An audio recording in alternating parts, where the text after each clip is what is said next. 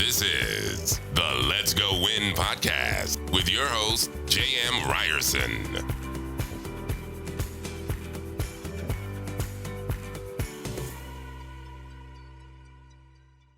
Hey, what's happening, you guys? Welcome back to the Let's Go Win podcast. I'm very excited today because we have someone that brings a lot to the table, a lot of energy. Sarah Tenisi is the founder of TenisiTech and podcast host of Tech Me Seriously. She has spent her entire career protecting employees and helping them tackle the tough challenges in the IT space. She is passionate about defining IT leadership for the organization TenisiTech and clients they work with. Sarah lives in Carlsbad with her husband of 24 years. They have 2 sons and enjoy hiking, playing tennis, and swimming in the ocean. And who wouldn't, living in Carlsbad? My goodness. Sarah, how you doing? I'm doing fantastic. Thank you for having me. Well, it's truly my pleasure. And I had such a good time on your show. We got to get you on. We got to hear what Sarah's up to. So how in the world did you get into TenisiTech and IT, and what was your path? Tell me the story of how you got into all that. Oh, I love a Genesis story. So, it's kind of interesting because what we always laugh about in IT is that not many people grow up thinking, I'm going to be in IT. And maybe that's changed a little bit, over the last 10 to 15 years, but certainly when I was growing up in the 80s, it was not a thing. And so the way I got into it is I was studying engineering at UC Santa Cruz, and it was not great. I wasn't doing that well in it. But I got to my junior year and I took all kinds of fantastic programming classes. And I ended up dropping out, actually. And I think that's an important part of my story here. But I dropped out and I thought, okay, now what am I going to do? And so I knew I still wanted to work in technology. And I had an auntie who said, maybe you should try to work at Hewlett Packard. And so I figured out, and this is a tip, I think, for anyone who's trying to work at one of these really cool companies. I figured out that if you could find out who their recruiting companies were, if you could figure out who their temp agencies were, then you could get a job at those places.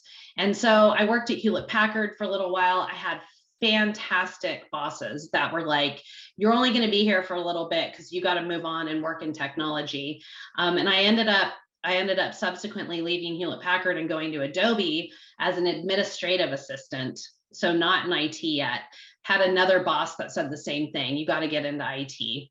And so I just kind of talked to people about it all the time. I said, look, I've got these engineering skills, I think, that I'd like to transition into technology. And I happen to be working out in the gym at Adobe Systems. And I have to give a shout out to Jennifer Smith. She was an IT manager at the time. And I said, hey, I really want to work in IT. And it was a bubble and they couldn't hire any senior Unix sysadmins. So I ended up kind of parlaying that programming skill into Unix systems administration. And really the rest is history, 24 years later. 24 years later. And yeah. What's interesting in the bio, you talk about IT leadership specifically. Mm-hmm. Is there a difference between just normal leadership and IT leadership? And I'm asking you that in full, I don't know, because I've never been in the IT space. Maybe there truly is some differences.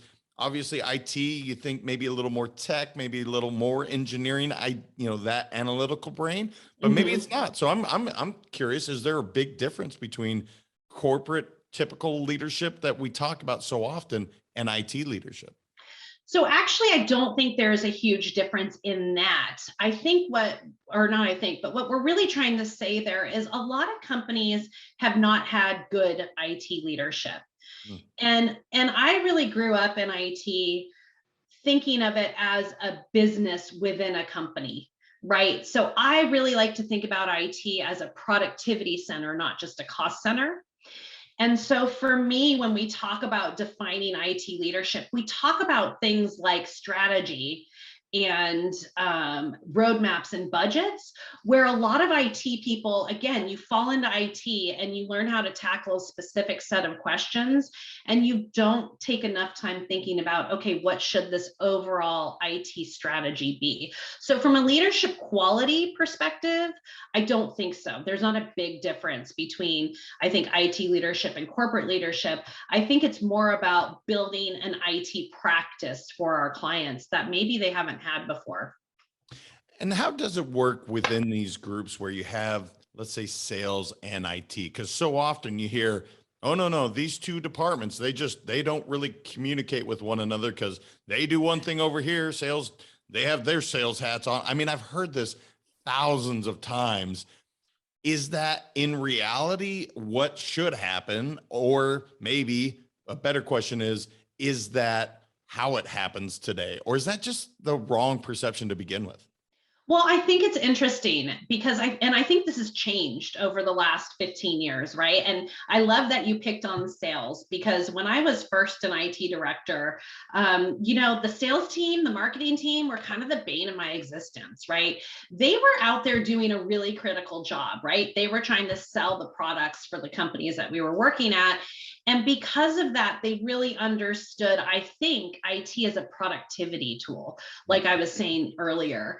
And because of that, they were always looking at ways to make their jobs easier. So really good example is like the sales team at WageWorks. And I'm gonna have a hard time not shouting people out. But anyways, they came to me and they said, hey, we need iPhones. Well, this is like the very first initial iPhone. And Apple traditionally was like, hey, we're a consumer product. So being able to bring that into an organization and also maintain the security for the company was a question at the time. But the sales team needed to have it. They were the easiest, best devices to use.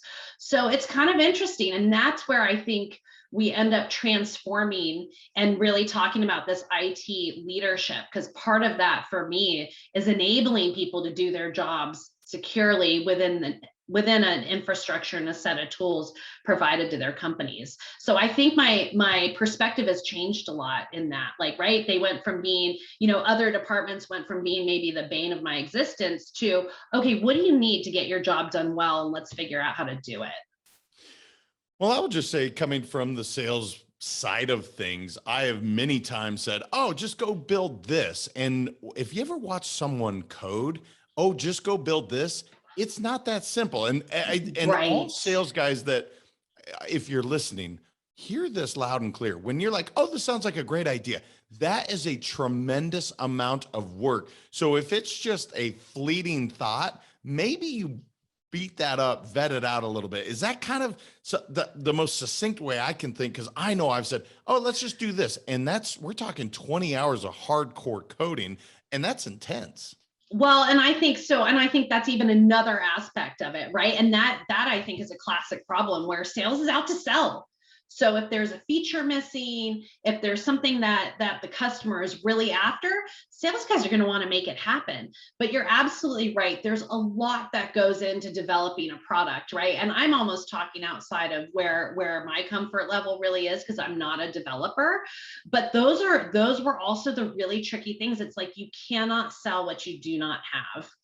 And when you're right, that impact could be really, really intense for a programming team. And the other way you have to think about it is, so what if customer A wants this? What is the impact on customers B through Z on that?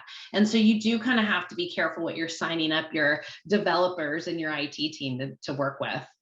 So let's talk about just leadership tenets in general, so that we do make sure, because again, not to beat up on sales guys this whole podcast, because I am one. Yeah. It's like, look, you don't necessarily always think, and sales guys and gals so often are emotional in the moment. They want that. They want to give to their consumer, to their clients, but so often they don't think. So with that all being said, what are some of the leadership tenets that you were able to put into place, both at TenisiTech and the organizations you help, to make sure that we're bridging that gap, that we are communicating, we are operating as a whole unit?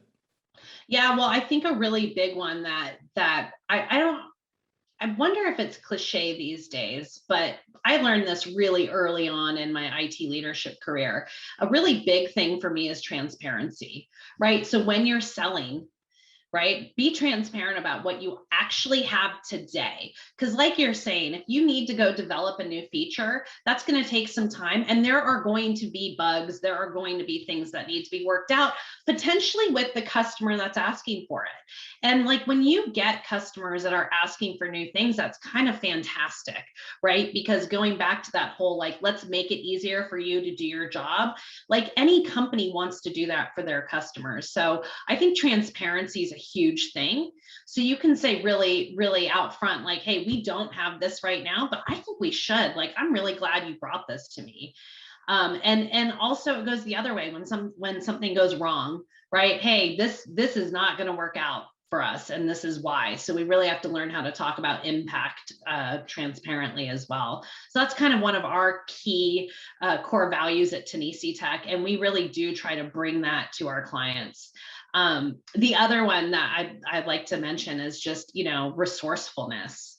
IT, if nothing else, is an industry about being resourceful. You've got to be curious, you've got to be resourceful, you've got to figure out how to find those answers. And so those are kind of a couple of my favorite ones.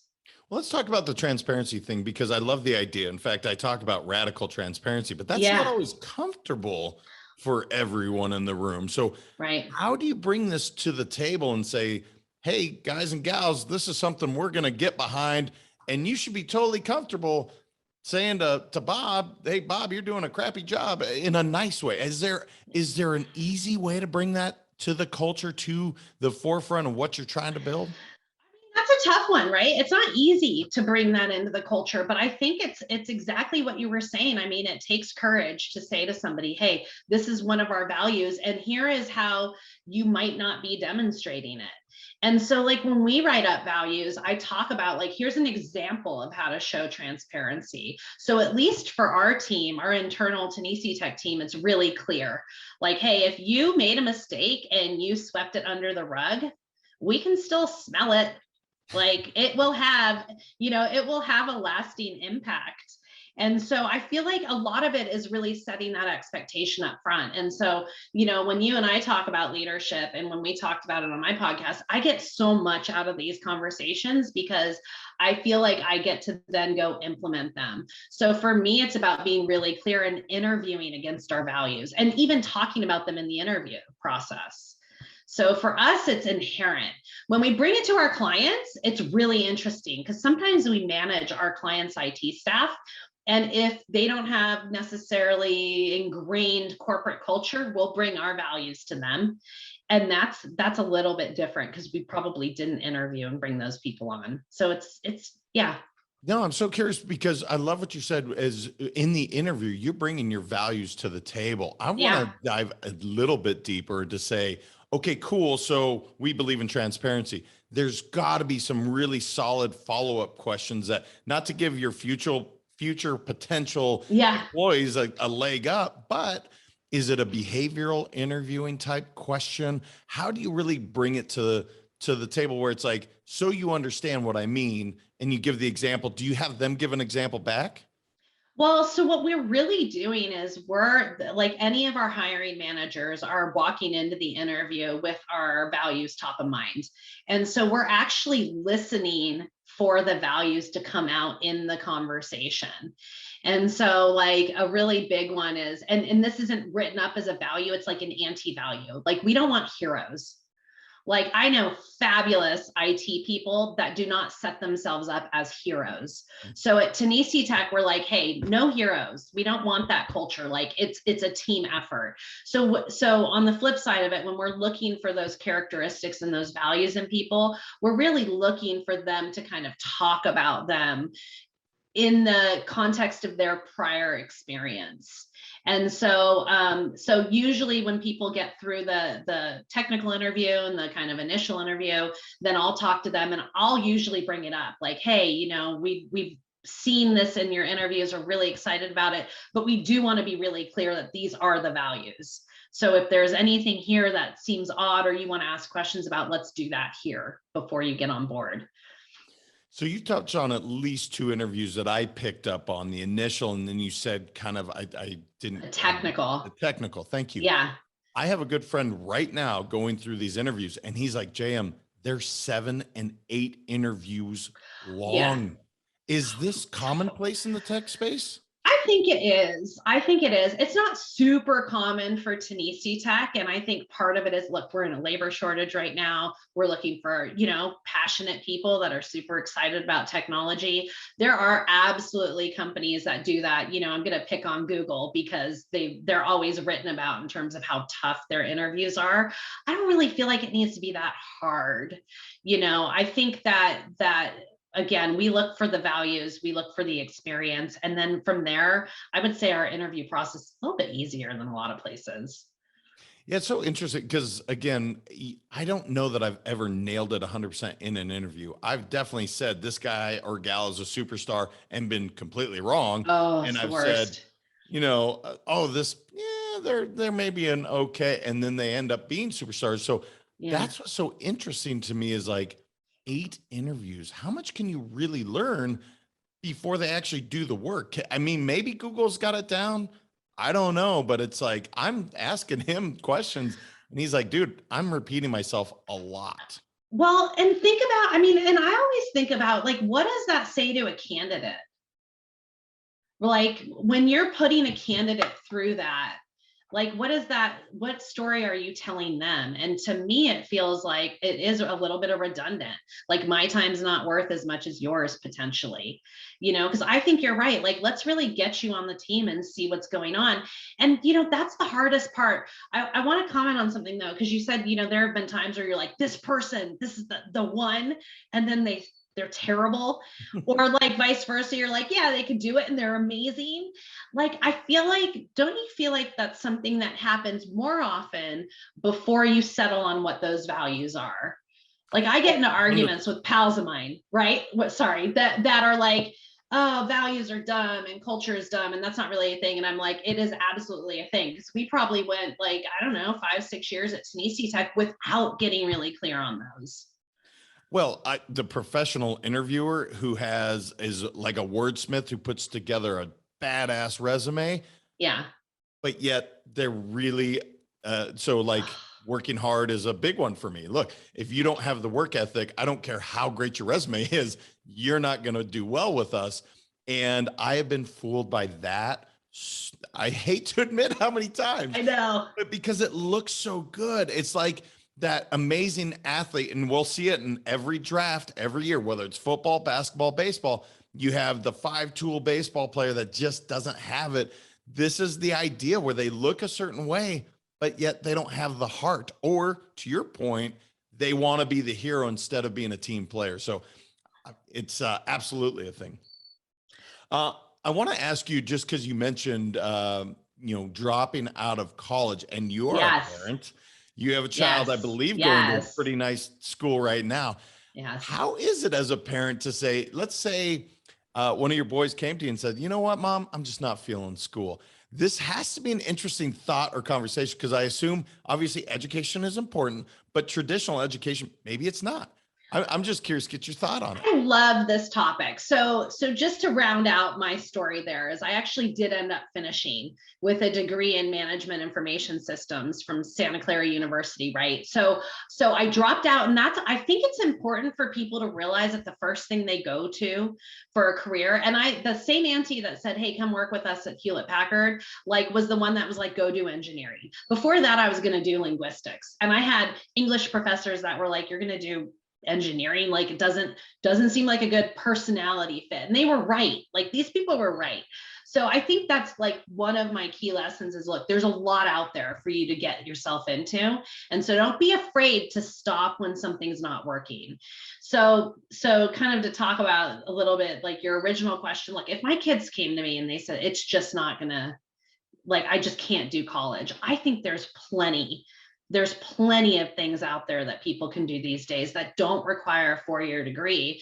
And I have so many friends, particularly in IT and technology, that have done fabulously well without a degree because they had the heart, they had that hustle, they had what they needed to achieve and whatever it was they were going to do, right? And you think about Steve Jobs and Bill Gates and all these super famous technical people. I don't know if that's necessarily special to tech, maybe because it's so new that half the time you're taking classes that you'll never use later. And so I think, it's a good discussion. I have a kid, like you mentioned, who's a musician. And he was like, I got to go to music school. And we were, because of my experience in engineering, I was like, you got to do what you're passionate about. And so we sent him to music school, but who knows what the next kid's going to be passionate about. He might need to go to JC first. And I just think people and parents in particular need to be really careful what they're putting on their kids, because No, I try to go back to being 18 to 22 years old. I mean, I didn't know. I had no idea what I wanted to do. I'm 43. I almost gave myself an extra year. I'm 43, and I'm just now, I think, really finding what my true passion is. So to ask these kids at that age to know what they want, it's pretty unique to know what you want at such an early age. That's what I think. And you have and that's why when my kid was like, I got to do music, and we had, been through all the music competitions and music awards, and, him going on tour for summers with Santa Clara Vanguard cadets. But like, that's why we knew he had to do what he wanted to do, because who knows what they want to do when they're a kid. And so I'm always like, I feel the same way you do. I mean, I got into IT and I feel really lucky because I've always loved it, but I wasn't super passionate about it until I started doing it over and over for different companies, until I started to understand kind of what my philosophy was from an IT perspective. And so I think that that's the thing, is why don't we give people more experience and more time to gather those experiences before expecting that they go check a box? Well, I that's why you're in tech, because you're progressive. You think ahead. You're like, look, the world is not the same as it was growing up. So that's why you're just ahead of the game. So I want to get into, you talk a lot about building routines, and I know that's important to your, not only in business, but I'm sure personally, what is it about building routines? Why is that so important to you? Tell me a bit more, because I'm all for it. I could get on a soapbox for a while, but I want to get your take on it. Well, it's interesting because there are like work routines, and there are certain ways that IT needs to be done. And so when you talk about like process development as it pertains to an IT department, like there are absolutely ways that you need to do things in a specific order to make sure that, systems and people are secure. So there's that. The personal routine thing has me stuck. And you know this because I wanted to talk to you about it. But why the reason why I'm spending so much time thinking about building routines, there's really two things. One is, I absolutely believe that if we do not need to make extra decisions in our day, we will be better off. So if every morning you're going to do X, Y, and Z before you get your day started, you're like giving yourself that space to do things that you need to do. And so, I'm not following it still. I talk to you about it. I keep reading about it, but I really think it's about eliminating decisions throughout our day, because I've also been doing quite a bit of reading on decision fatigue, right? So you get to dinner time and it's like, hey, mom, you've been working all day, and it might be 6 or 7. And everyone else is hanging out from like 4 p.m. And they're like, what's for dinner? It's like, I haven't got a clue. I am done making decisions. So I think routines help with that. Yeah, decision fatigue is a real thing. In fact, Gladwell, I can't remember which book, I want to say it's Outliers, but it's one of his books. He writes about it. In fact, they've shown with judges when they look at people getting out or not on parole, it is literally after lunch, it goes down by X amount of percent versus before lunchtime. So as human beings, just the realization, and this is something we can do in our personal lives. If you and your spouse are going to have an important conversation, perhaps you want to do it fresh in the morning, not pillow talk at night. Right.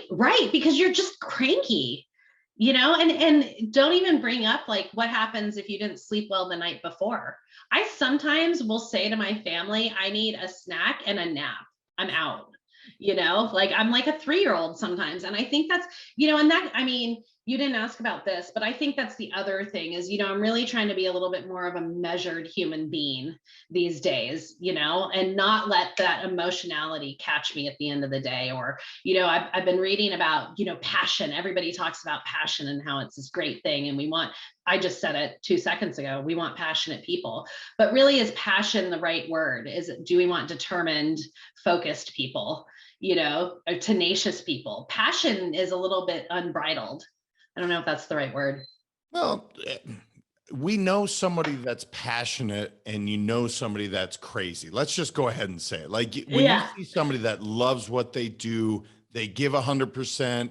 And look, saying I need a snack and a nap, again, to go into the tech world, they have these cubicles and these cubes to take naps in. So they are ahead of the game.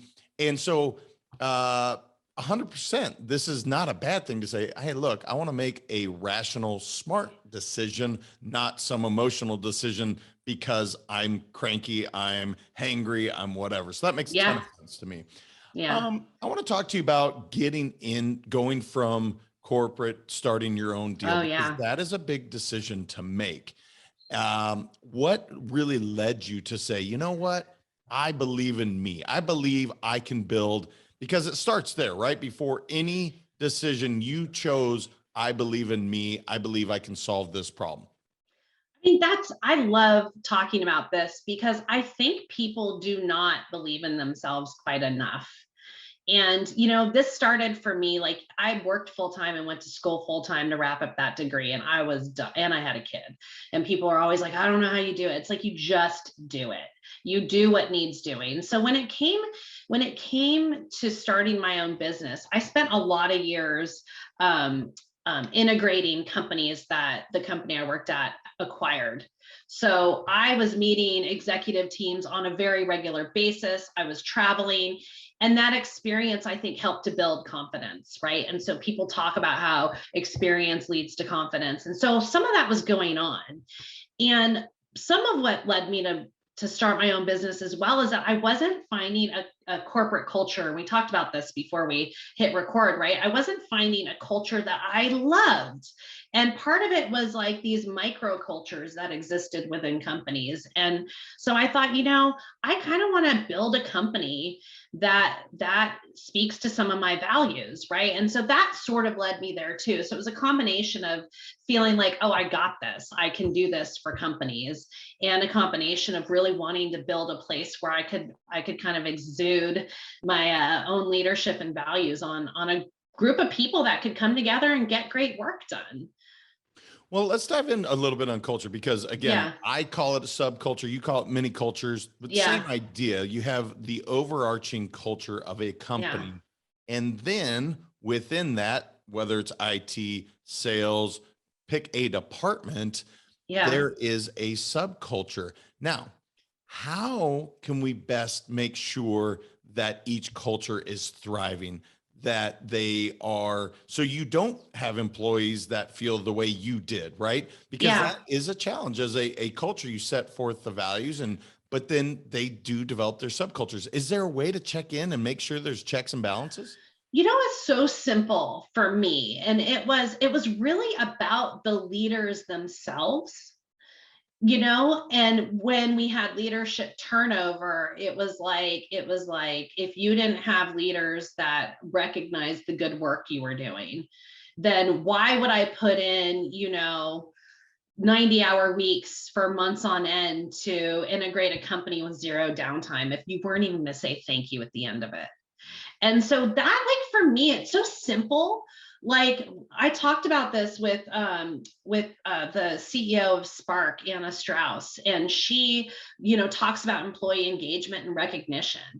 And I think that you just need to recognize people in a way that they need in order to to keep them engaged. And I think that that's literally what it came down for me is, looking at a company that was growing quickly, that was gearing up to go public, that went public, and feeling like you were making contributions that were going unnoticed. It was brutal. I mean, and that's kind of what I think it is. So when you have this, I don't think it's wrong to have a subculture. Like we had a fabulous IT team, we had a great sales team. It was almost like above that wasn't working out. Like, let's come together and really do this together. Isn't that fascinating? And this is literally the number one reason employee engagement is down, is the lack of recognition. It's not promotions. It's not compensation. It is literally, guys, the human aspect. And I don't care whether you are corporate or an entrepreneur, hear this loud and clear. And it's encourage, praise, and recognize. We call it EPR. Isn't that fascinating that was the thing that drove you to say, you know what? I'm willing to put in the 60, 90 hours a week, whatever it takes. You said that earlier, whatever it takes, but I'm not willing to do that and not be rewarded at the same time with a pat on the back or great job. Something. And it used to be like one time, the very first integration project we did, I got like a used TV. I mean, it was a beautiful TV. And it was back in the day when big TVs and flat screens weren't like as ubiquitous as they are today, where you like carry them out, under your arm because they're so light and amazing. I got a TV and like a few $100s, and it was fabulous. It was so fun. And that's what I mean. It doesn't have to be something super significant. It just has to be like a little bit of recognition. And I think that's what people want. And I also think we have to put a little more effort into how we recognize people, right? Like you might not need a shout out at the company meeting. That might not be your go-to form of recognition. Maybe you need a nice bottle of wine and a note. Or maybe you need a raise or whatever it is. Like not everybody needs to be recognized the same way. And I'm almost saying that back to myself right now because I'm learning that, right? I like to be recognized in money, but not everyone does. So throwing money at somebody is definitely not the way most of the time. So here's what's interesting. And I believe you are motivated by money. I'm not saying you're not. However, even the way you described the old TV versus a couple $100, you probably have memories with this TV watching versus the $100 that, I don't know, maybe you remember what you purchased, maybe you don't. And I'm only saying this because I've made this mistake so many times. It's not the amount of cash. It is typically something that means something. Yes. And so there's an interesting book written years ago called Orange Revolution. If you haven't read it and you're kind of waffling back on incentives, it's fascinating. But anyway, that's what I'm hearing is actually, I bet you can tell me how long you had the TV, what you did with it versus the couple $100. Oh yeah. Oh, 100%. I had that TV for like 10 or 12 years. I mean, I loved it. It was a great TV. You're right. I'm still talking about it. It's crazy though, because again, it was just a TV, but maybe your kids grew up watching that TV. And you know what I'm saying? You create memories versus, and not to totally go down this rabbit hole, but just that cash incentive, right? Well, the other thing that I read about in the other thing I read about in Hernani's book, or Hernani's a buddy of ours, accountability. He talked about this in his book about accountability. He talked about like, get to know your people so that you're not just giving them a $50 gift card. That means literally nothing to somebody. Like, and my favorite example in the book was like, let's say you have a team member that loves gardening. If you bought them $100 or $50 pair of gardening shears, whatever, like a nice pair of gardening shears would be, that will stick with them. They will think about how thoughtful you were every time they garden. And that was powerful to me. That was really powerful for me. Oh, it makes a ton of sense because it's what you love to do. Oh, hey, my boss, my coworker, whatever gave me that as I'm using them. That means you actually give a shit about that person. Exactly. That is as simple as I can put it. We could go on this subject for a long time. I want to talk to you about anybody that has gone into business for themselves has failed at some point. Yeah. Do you have a process for failure? And I think I know the answer based on the way you talk, but I'm curious, do you have a process when, okay, I failed, now what?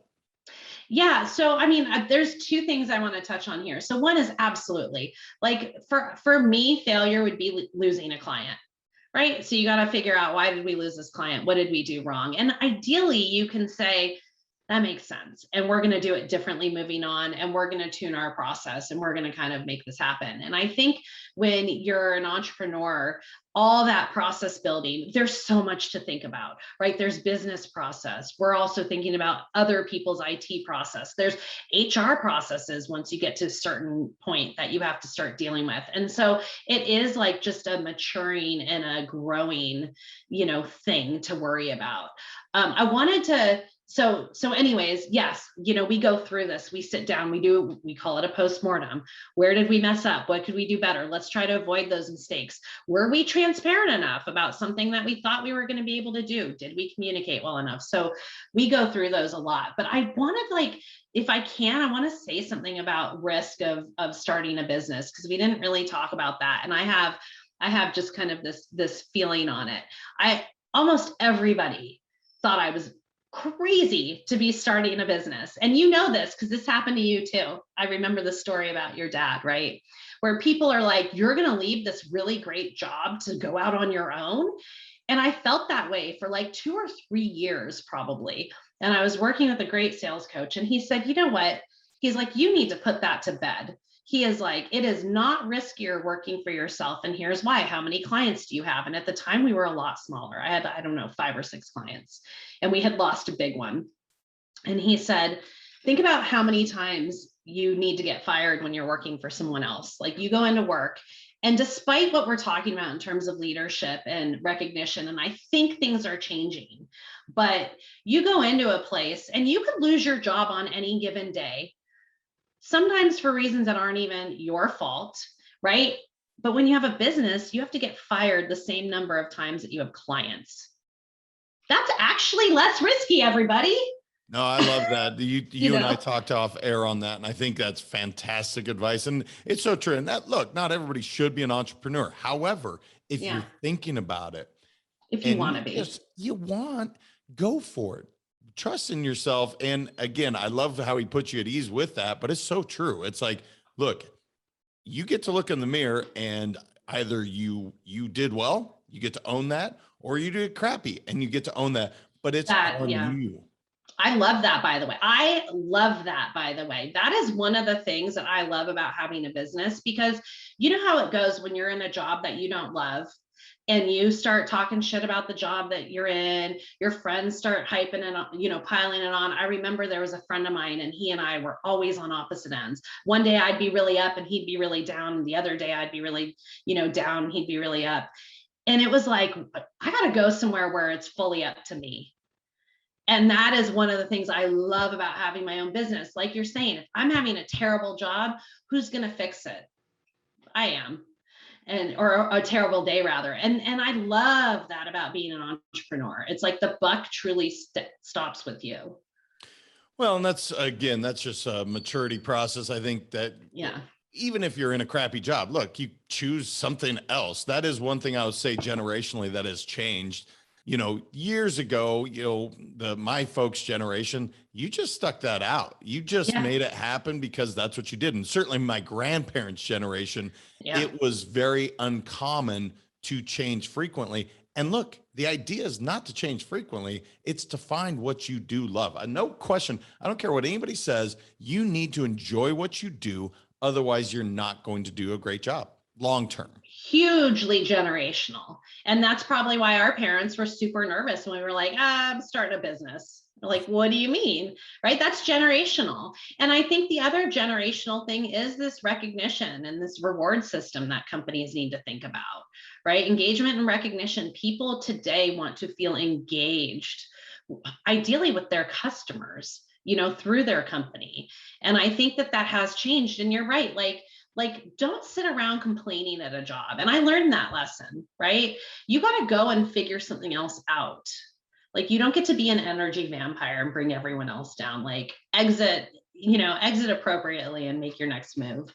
Yeah. And I just because you said the word energy vampire, I'm curious in specific within TenisiTech or your philosophy, how often are you checking in with these teams, with these employees, so that you do know the heartbeat of what's going on, that you can say, great job? Just maybe some advice for those listening to say, you know what, I haven't had a review in years or a year or whatever. Do you have a check-in process that you do within? We do. You know?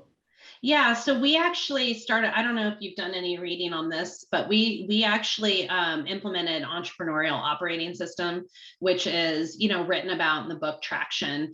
And so we actually talk to employees quarterly. They have kind of a sit down that follows a really simple process and gives everybody an opportunity to say, hey, how am I doing from a leadership and management perspective?